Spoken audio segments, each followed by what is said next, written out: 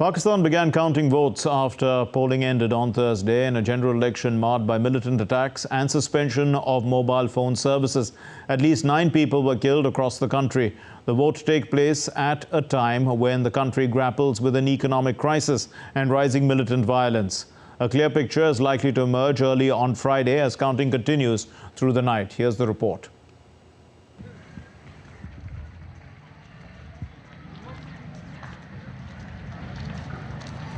Pakistan went to the polls on Thursday.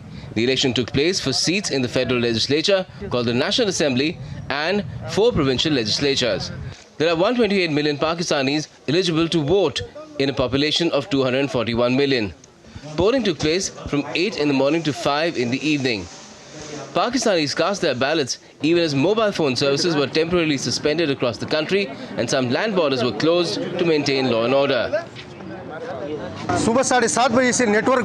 The mobile phone networks have been shut since 7 a.m. in the morning and all voters are exasperated. They were worried that everything will run on social media, so they have shut down the networks. All of us are irritated because of this, as well as the chaos in the polling booths.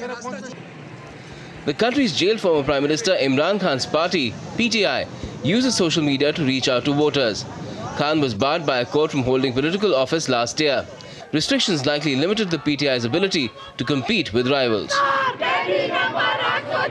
If they're not using even WhatsApp, then one of their family members is giving them the news from social media, because I think everybody has now realized how biased mainstream media is, be it the newspapers, be it the TV channels. So people are actually seeking alternate info, and that's coming from social media.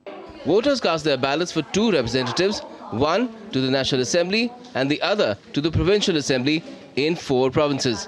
In what appeared like a large representation, 5,121 candidates threw their hats in the ring for a chance to get into the Federal Assembly.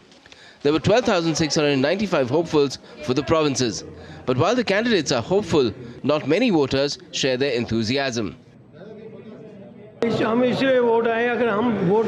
are here to cast our votes because we know if we don't come, someone else would have done it for us. Our vote has little value. It doesn't make much difference whether we vote or we don't. We are voting to just satisfy ourselves that we have exercised our right to vote.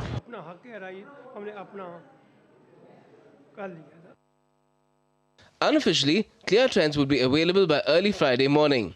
Apart from Imran Khan's PTI, the 2 major political parties, the PML-N and PPP, have both been in government separately and together.